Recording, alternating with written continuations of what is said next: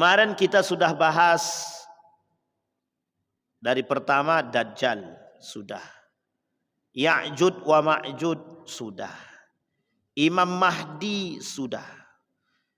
Tanda-tandanya mulai nampak pun sudah. Tapi yang maksiat lebih banyak daripada yang tobat. Jadi memang ditunggunya betul. Kapanlah datang Dajjal ni kan? Yauma la yanfa'u imanuhum, kata Nabi. Pada masa itu iman tak bermanfaat.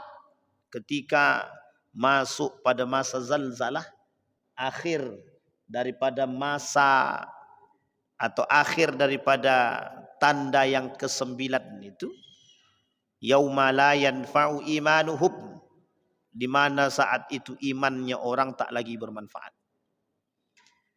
Kalau kita tengok kasus-kasus kita sekarang, menyedihkan sangat. Di dalam tulisan Syekh Al-Arifi, tanda hari kiamat, datangnya hari kiamat, pada nomor yang ke-82, Syekh Al-Arifi menuliskan begini dan mengutip daripada hadis baginda Nabi Muhammad sallallahu alaihi wasallam. Halaman 125. Apa kata Syekh Al-Arifi? Annal qawiyya ya'kulud dha'if. Kata Syekh Al-Arifi, yang kuat memakan yang lemah. Sampai tertulis dalam hadis baginda Nabi Muhammad sallallahu alaihi wasallam, kata baginda Nabi, orang-orang yang kuat mereka suka memakan orang-orang yang lemah, sehingga posisi orang-orang yang lemah berada di bawah yang tak sanggup untuk bangkit. Kalau kita tengok sekarang, miris hidup kita ni. Mengaku beriman tapi kembali kepada masa jahiliyah. Mengaku beriman tapi lebih mentuhankan dunia. Sehingga kita tengok sekarang, apa sih penyakit yang tak nampak sekarang? Tak ada. Kata Nabi, salah satu di antara 6 penyakit yang menjangkit kepada umatku kelak, kata Nabi, betapa dunia ini menjadi Tuhan bagi mereka. Ya abdad dinar, ya abdad dirham, kata Nabi. Hei penyembah duit, penyembah dinar, penyembah dirham, kata dia. Dia nampak siklusnya itu. Ternyata dampaknya besar terhadap cinta terhadap dunia ini. Orang yang memang dalam benaknya materi saja, ya memang perusak. Sampai dikatakan oleh Umar bin Khattab itu, hancurnya satu negeri ini disebabkan kecintaan penguasa terhadap harta. Dan itu ternyata perkataan Umar bin Khattab hari ini terbukti. Nyawa itu tak berharga di hadapan rupiah itu. Nyawa sangat tidak berharga di hadapan rupiah, tak berharga. Kau mati-matilah, aku bayar 50 juta, selesai. Jadi seolah sebegitu murahnya nyawa manusia hari ini. Mereka yang hidup hari ini seolah menghilangkan keadilan dan menutup mata daripada kemaksiatan. Jadi mereka bermaksiat seolah-olah mereka tidak mengerti kalau itu maksiat. Mereka tidak sadar kalau apa yang mereka buat itu memang melakukan kerusakan. Zaharal fasad fil barri wal bahri bima kasabat aydin nas liyudhiqahum min ba'dil ladzi amilu bih la'allahum yarji'un, kata Allah. Memang begitu keadaannya, bagaimana? Rusak. Coba perhatikan akibat daripada perbuatan manusia-manusia yang rakus itu. Betapa banyak kerusakan hari ini yang kita lihat. Di Jakarta, Makassar, di beberapa tempat-tempat tertentu habis. Sekarang kita mau salahkan siapa? Mau kita salahkan para pendemo? Mau kita salahkan pemerintah? Yang kita salahkan adalah manusia-manusia yang rakus, yang mempertuhankan hawa nafsu dia. Tak ada manusia yang mau kerusakan itu secara naluri, tak ada. Secara zahir naluriyah manusia Tak ada satupun manusia yang menyukai kerusakan dan kehancuran, itu tak ada. Tapi Allah kasih clue-nya. Hei manusia, jaga tanganmu, jaga kakimu, jaga matamu, jaga nafsumu. Yang kelak membuat rusak di muka bumi itu dia nafsumu itu. Nah itu yang terjadi. Kalau bukan karena dorongan penghinaan, apa yang menyebabkan mereka menjadi seperti itu? Bangga mereka joget-joget di atas penderitaan rakyatnya. Di mana adab, etika dan akhlak mereka? Tidak punya. Mereka bukan manusia yang beradab. Jadi kalau seandainya satu saat mereka mendapatkan balasan dari apa yang mereka buat, mungkin menjadi bentuk pelampiasan daripada orang-orang yang tersakiti. Kita mungkin tidak mengatakan wajar, tapi ulah perbuatan mereka sendiri. Yang terjadi dengan Ahmad Sahrani sekarang. Rumahnya dihabisin oleh mereka, oleh massa. Apa sebab? Lisan yang tak bertulang. Betapa rusaknya. Lisan yang tak bertulang ternyata mampu menyakiti hati orang-orang yang memang tersakiti. Meskipun yang dibuat tetap salah. Tapi akhirnya apa? Setiap orang akan mengklaim mereka benar. Apa yang terjadi? Kerusakan. Perhatikan baik-baik kekuasaan Allah. Allah tampakkan di hadapan manusia. Betapa rumah yang kau bangun tak bernilai sepeser pun di hadapan siapapun. Allah bisa hinakan dan muliakan manusia bukan karena hartanya. Itu buktinya. Hanya karena terpleset lidah yang didorong oleh hawa nafsu dihinakan oleh manusia. Kata Allah, saatnya kau dihinakan. Hina sehina-hinanya. Pertanyaannya, sadarkah mereka dengan kehinaan itu? Tidak. Karena nafsu sudah menjadi Tuhan dalam diri dia. Ini yang kita maksud. Pertanyaannya, malukah mereka yang melakukan koruptor, yang joget-joget di atas penderitaan rakyat? Malukah mereka? Tak punya rasa malu. Kenapa mereka tak punya rasa? Karena mereka tidak miskin. Karena mereka qillatul haya, tak punya rasa malu. Ini orang-orang seperti mereka ini tidak ada gunanya ibadah mereka itu. Nabi yang bilang, bukan saya. Kata Nabi, sittatu asya tuhbitul a'mal, 6 perkara yang merusak amal ibadah. Satu di antaranya yang tidak punya rasa malu. Itu yang disebut dengan mengatasnamakan rakyat, menghinakan rakyat, itu dia. Nah yang kayak gitu itu Pak. Nah sekarang semakin tampak biasnya, semakin tampak ketidakadilan, semakin besar. Maka tanda-tanda turunnya Imam Mahdi Isa alaihi salam semakin zahir di mata manusia. Nah Bapak Ibu sekalian yang berbahagia, malam hari ini kita akan coba mengangkat materi tentang Isa alaihi salam atau Isa ibn Maryam sebagai salah satu di antara 10 tanda kiamat besar. Satu di antaranya adalah turunnya Isa alaihissalam.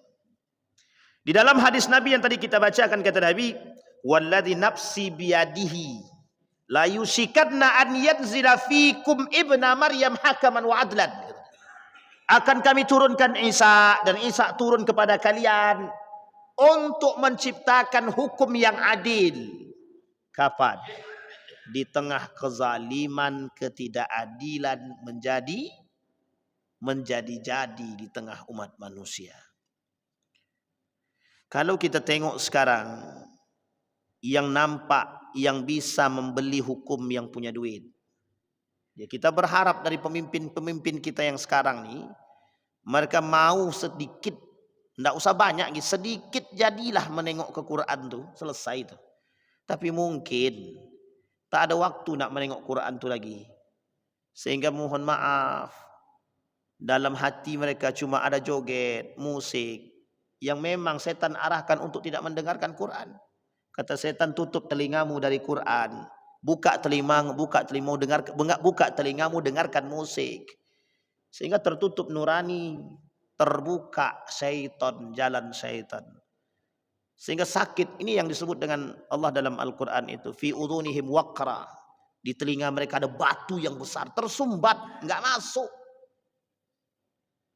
Apa bentuk kehancuran yang akan terjadi? Kata Allah dalam Al-Quran itu. La yuhlikatnahum. Dihancurkan oleh Allah manusia-manusia itu. Ya karena kebejatan manusia itu sendiri. Kita merujuk kepada sejarah kaum-kaum yang terdahulu, kaum Samud. Itu semuanya rusak karena ulah mereka, bukan karena siapa-siapa, karena ulah mereka. Masalah Nabi Lut sudah dikasih tahu, fitrahnya laki-laki perempuan, bukan laki-laki dengan laki-laki, bukan perempuan dengan perempuan. Masih juga dibuat, akhirnya dihancurkan, rusak kan jadi deh. Itu kalau terus menerus tak ada yang punya generasi. Lah kalau tidak ada yang punya generasi, punah semua, habis. Hancur. Tapi Allah dulu musnahkan mereka. Allah hancurkan mereka terlebih dahulu sebelum kehancuran itu datang. Nah itu yang ingin kita banggakan sekarang. Maka kata Nabi, demi zat yang ada di diriku dan di tangannya, tidak lama lagi pasti akan turun di tengah kalian Ibnu Maryam sebagai hakim yang adil. Lalu dia menghancurkan salib, membunuh babi, meletakkan jizyah. Selanjutnya harta menjadi berlimpah ruah sehingga tiada seorang pun yang mau menerimanya, sampai-sampai satu sujud itu lebih baik daripada dunia dan seisinya. Kemudian Abu Hurairah berkata, bacalah jika kalian menghendaki. Wa im min ahlil kitabi illa la yu'minunna bihi qabla mautih yaumal qiyamati yakunu alaihim syahida. Tidak ada seorang pun dari ahli kitab kecuali akan beriman kepadanya Isa alaihissalam sebelum kematiannya, dan di hari kiamat nanti Isa akan menjadi saksi terhadap perbuatan-perbuatan mereka. Ini poin penting untuk kita lihat, kita imani. Kata para ulama, mengimani turunnya Isa adalah salah satu bentuk iman yang wajib kita lakukan. Jadi mengimani turunnya Isa itu wajib kita imani. Berarti kalau begitu Ustaz, kita wajib mengimani diangkatnya Isa ke atas. Ya betul memang. Apa kata Allah di dalam Al-Quran? Raf'u Isa. Isa itu betul-betul diangkat. Ya. Apa kata Allah di dalam Al-Quran? Wa makarallahu wallahu khairul makirin. Idh qala Allahu ya Isa idni mutawaffika wa rafi'uka ilayya wa mutahhiruka minal ladzina kafaru. Apa kata Allah? Ya Isa, engkau kami sucikan, kami bersihkan, engkau kami angkat ke atas untuk bertemu Sang Pencipta. Dari siapa? Dari kejaran orang-orang kafir.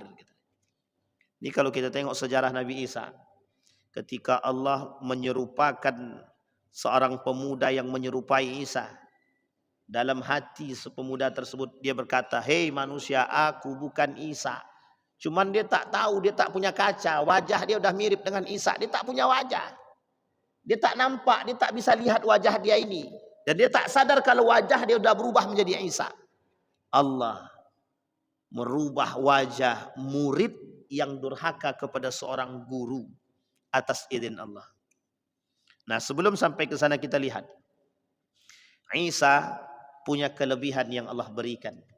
Salah satu kelebihan Isa, Isa dilahirkan tanpa seorang ayah dan Maryam tanpa disentuh seorang laki-laki manapun.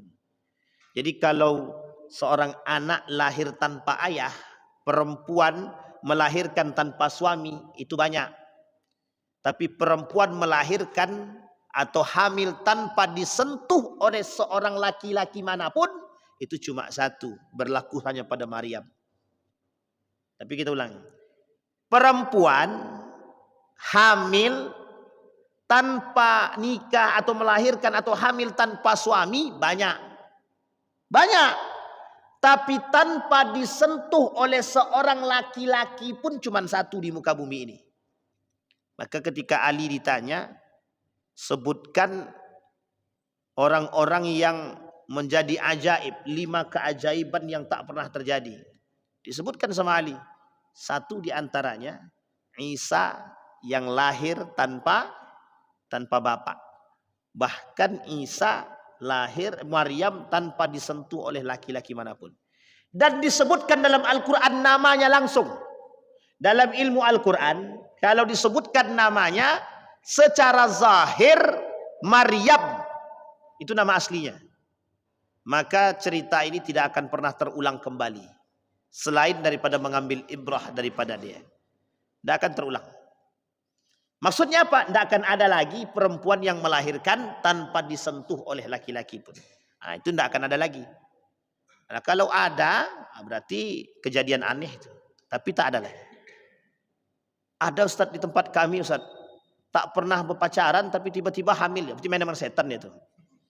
Selesai. Kan sama-sama goib, Ustaz. Iya, cuman ada yang nyusul gitu aja. Wonderwo. Ini cerita yang sering didengar oleh masyarakat. Baik.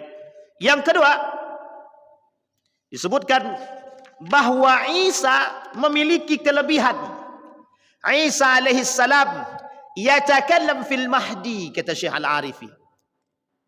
Fa asyarat ilaihi wa kaifa nukallimu man kana fil mahdi sabiyan. Ketika Maryam keluar balik, ini selesai melahirkan, menyandar di pohon atas perintah Allah, di pohon kurma bersandar lahir. Ini salah satu strategi yang diberikan dalam Al-Quran kalau ingin melahirkan dengan mudah, makan kurma dengan cara yang menyandar, itu cepat melahirkannya. Itu dia, itu ilmu dalam dunia kedokteran itu, dalam dunia kebidanan. Nah sekarang perhatikan, satu kelebihan daripada Isa, yatakallam fil mahdi. Apa kata Allah? Wa kaifa yukallimu man kana fil mahdi sabiyya. Ketika Maryam lewat, Maryam berjanji kepada Allah, dia harus membisu selama 3 hari.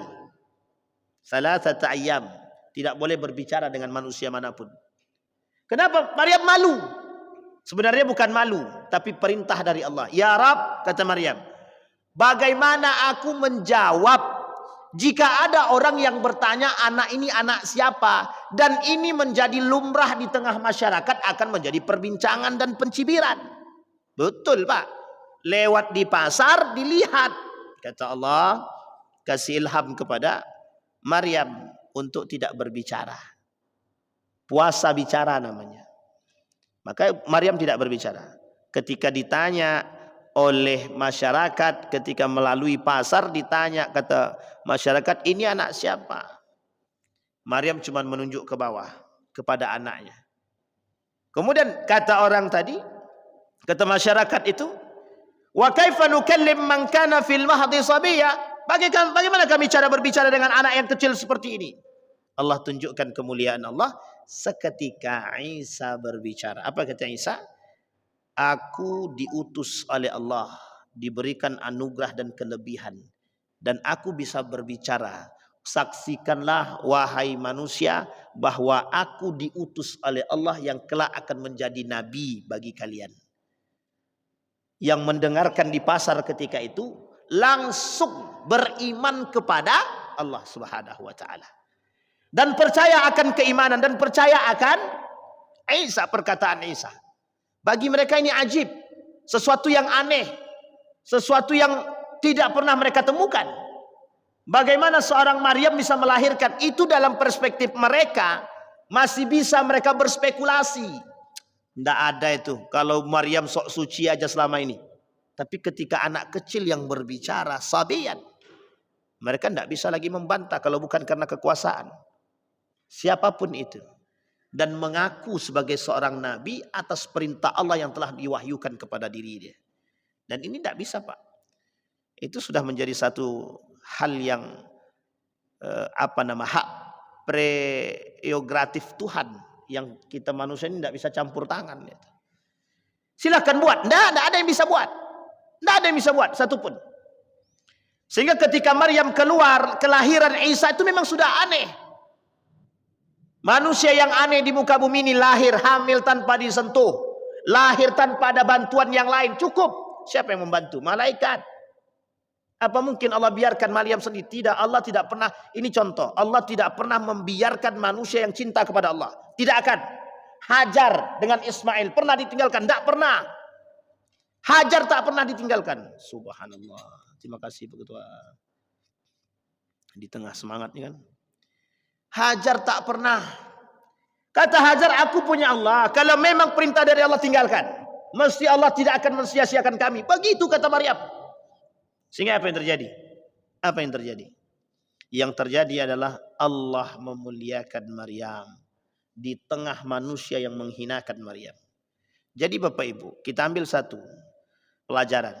Kalau kita nih beriman kepada Allah, jangan pernah takut akan kehinaan manusia. Manusia itu mampu menghina kita cuma di dunia, Pak.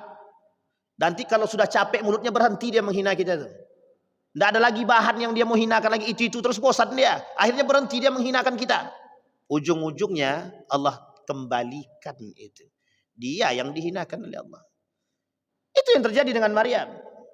Akhirnya apa? Kemuliaan Maryam naik ketika Nabi Isa alaihissalam menjadi seorang nabi. Sehingga kemudian dalam perjalanan Nabi muncul satu pertanyaan kepada kita. Apakah Nabi Isa alaihissalam disalib?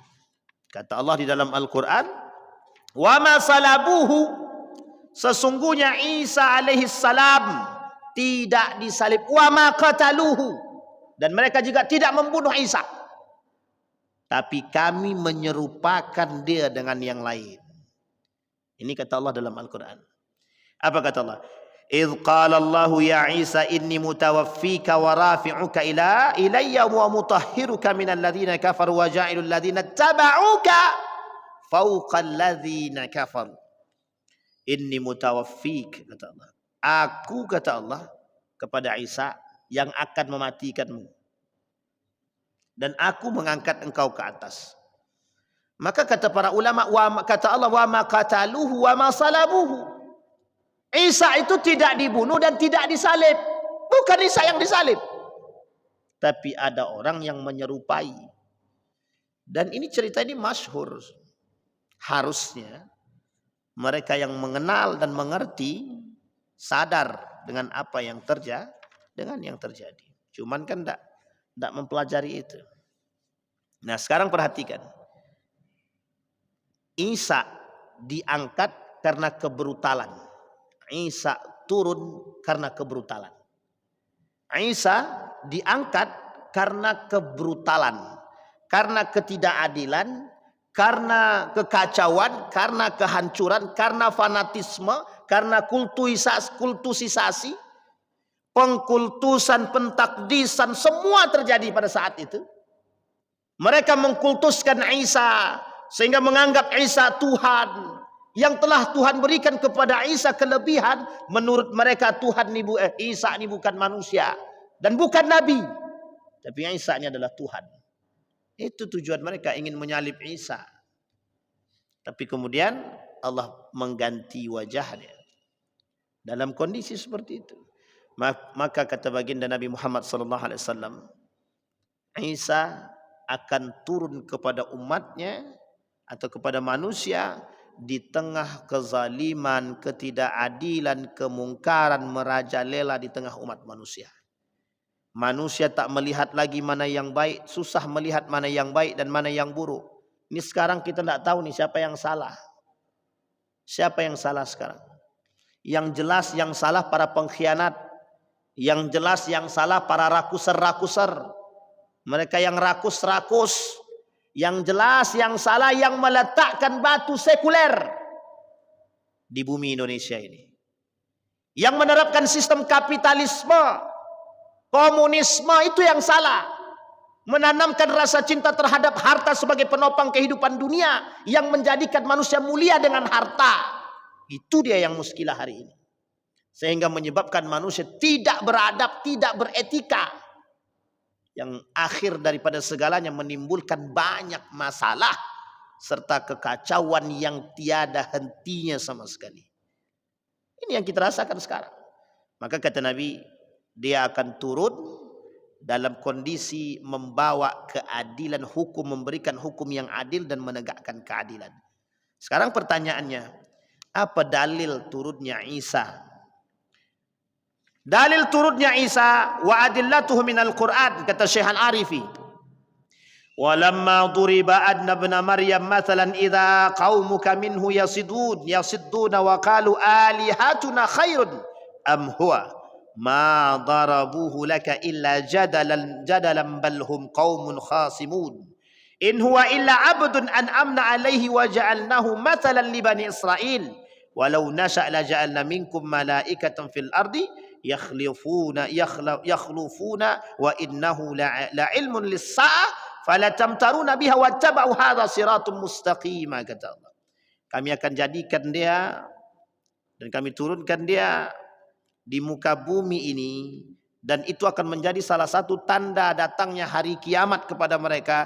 Jangan sampai kalian tertipu, kata dia. Dan ikuti dia, wattaba'uhu, kata Allah. Dan ikuti dia. Hadza siratun mustaqim. Ini jalan yang lurus, kata Allah. Di dalam hadis Nabi waqala Ibn Abbas, wa innahu la ilmun lis-saati, sesungguhnya itu adalah tanda-tanda hari kiamat. Ay khuruj Isa, atau bermakna turunnya Isa, keluarnya Isa qabla yaumal qiyamati, kata Ibn Abbas. Jadi turunnya Isa sebelum hari kiamat. Dajjal, Ya'jud wa Ma'jud, Al-Mahdi, Isa alaihi salam, nanti api dari Yaman, dukhan, kemudian zalzalah, nanti sampai akhir. Banyak sekali. Ada khusufain fil maghrib wa fil syarqi. Ada nanti gerhana di berbagai macam tempat yang tak pernah terjadi. Ini sudah tanda hari kiamat. Terbitnya matahari dari barat, kemudian terbenamnya terbalik, tak lagi sejalan. Itu tanda. Mungkin sebagian ulama mencoba mentafsirkan makna tersebut, tapi kata para ulama, tanda itu semakin dekat. Takkah kita takut dengan keberadaan atau kedatangan hari kiamat? Saya kira orang yang beriman, dalam hati dia ada terasa, ya Allah, mati saja kami tak sanggup, apalagi ketika hari kiamat itu datang. Menengok masjid yang megah ini tak berpuing, terbang bagaikan kapas, hanya untuk menimpa manusia yang durhaka kepada Allah. Apa yang mau kita banggakan? Bukti nyata rumah yang begitu indah cukup dilempar dengan batu yang kecil, hancur meninggalkan bekas dan sisa yang menyakitkan dalam dada, tak pernah terfikir sama sekali olehnya. Apa yang dialaminya? Cuman satu, mau bersikeras dengan hukum akibat lidah yang epicentrum, bukan karena yang lain. Sebab akhirnya kita menanggung akibat hanya karena tergelincir lidah. Bapak Ibu sekalian yang berbahagia, perhatikan betapa hidup di dunia ini tidak lama. Apa yang mau kita banggakan? Tak ada, Pak. Tidak ada. Apa yang membuat kita enggan mengetahui tanda? Karena memang kita bukan manusia-manusia yang beriman. Sehingga mohon maaf, kadang kita tak mau tahu dengan urusan-urusan sepele seperti ini. Kita anggap hal-hal begini ini sepele. Tapi sesungguhnya ini bukan yang sepele, tapi tanda gerbang tertutup terbukanya hari kiamat. Kalau dah turun Isa, tak ada lagi yang bisa berkata besok kiamat masih lama, tak bisa. Apa yang mau kita gapai itu semuanya dalam genggaman gemetar. Hanya tinggal dua pilihan, kembali mengikuti Isa atau keluar daripada jalur yang sesungguhnya. Nampak perbedaannya. Satu jelas surganya, yang kedua jelas nerakanya. Selesai. Tak ada yang lain. Tapi hari ini masih kita nampak abu-abu. Sebentar lagi, ketika Dajjal menampakkan diri dia, terasa dan kita tahu. Manusia yang hari ini mengikuti hawa nafsunya bakal menjadi pengikut Dajjal. Yang menjadi musuh kita bersama. Dan menjadi musuhnya Isa alaihissalam. Bukan Dajjalnya, tapi ketidakadilan dan kezalimannya. Baik. Al-an al-adillah minas sunnah. An Hudzaifah ibn al-Asid qala اطلع النبي صلى الله عليه وسلم علينا ونحن نتذاكر الساعة قال ما تذكرون قلنا نذكر الساعة قال إنها لن تقوم حتى تروا قبلها 10 علامات أو 10 آيات ad-dukhan, asap yang menggumpal, ad-dajjal, ad-dabbah, sudah kita bahas, binatang melata, wa tulu'i syamsi min maghribiha, ketika matahari terbit dari barat, wa nuzul Isa ibn Maryam, turunnya Isa, wa Ya'jud wa Ma'jud, wa thalathatu khusufin, khasfun bil maghriq, khasfun bil maghrib, wa khasfun bi jaziratil Arab.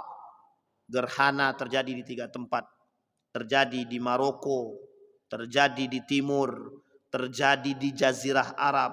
Wa akhir dzalika narun takhruju min qibalil Adan. Di Yaman munculnya api. Fil Yaman tatrudun nas ila mahsyarihim. Semua manusia datang ke sana bertanya manusia kepada Rasulullah. Rasulullah sampaikan apa yang harus kami lakukan ketika itu. Fadhhabu wa i'tazalu ila Syam, kata Rasulullah. Saatnya kalian beruzlah ke Syam. Maka Bapak Ibu, titik api di Yaman tuh mulai terdeteksi sedikit demi sedikit. Ini yang kita khawatirkan. Ini kalau benar itulah api yang dimaksud keluar dari tanah Yaman, dari daerah Aden itu, maka betullah perkataan Nabi dan kata para ulama betapa dekatnya kiamat dengan kita hari ini. Ya Allah, ya Rabb. Yang belum tobat, tobatlah. Yang belum nikah, nikahlah. Yang masih satu, ya fikir-fikirlah. Baik. Bayanu ma'nal hadis. Penjelasan hadis tentang keberadaan atau turunnya Isa alaihissalam yang membawa keadilan. Kata para ulama, Nabi Isa alaihissalam turun memberantas semua ketidakadilan apapun. Jadi besok itu ya Nabi Isa alaihissalam. Namanya yang menentang mesti ada. Yang menentang Nabi mesti ada. Nabi Muhammad aja penentangnya banyak. Ngaku muslim tapi menentang Nabi. Ngaku cinta Nabi tapi subhatnya atas Nabi. Nah itu parah itu. Bid'ah atas Nabi, subhat atas Nabi. Itu besok gimana pertanggungjawabannya? Nabi tanya, umat Muhammad, kalian ngaku umatku? Ya. Aku pernah ajarkan kalian joget-joget? Enggak pernah. Aku pernah ajarkan kalian buat subhat atas maulid Nabi? Enggak pernah. Gimana coba pertanggungjawab itu? Kenapa kalian buat? Kata Nabi. Coba jawabnya apa itu besok itu? Enggak ada yang bisa dijawab itu, Pak. Cuma bisa diam saja. Terimalah apa yang harus kita terima. Baik. Di dalam hadis Nabi, Isa membunuh babi. Jadi babi-babi itu dibunuh. Kata para ulama itu, kalian tak layak hidup. Kalian bukan urusan kalian dengan dunia. Kalian ini sudah binatang-binatang yang melakukan kerusakan.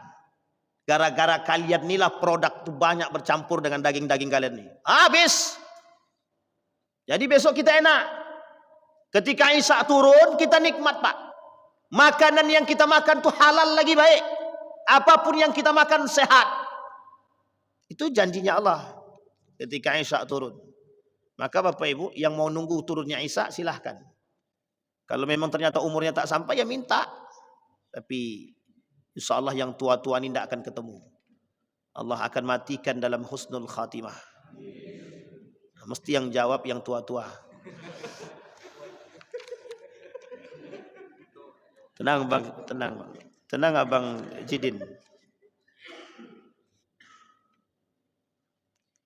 Wa an Jabir anna Nabi sallallahu alaihi wasallam qala yanzilu Isa ibn Maryam fayaqulu amirahum al-Mahdi ta'al sallibuna fayaqul la inna ba'dahum amirun ba'dun tukramatullahu hadhil ummah.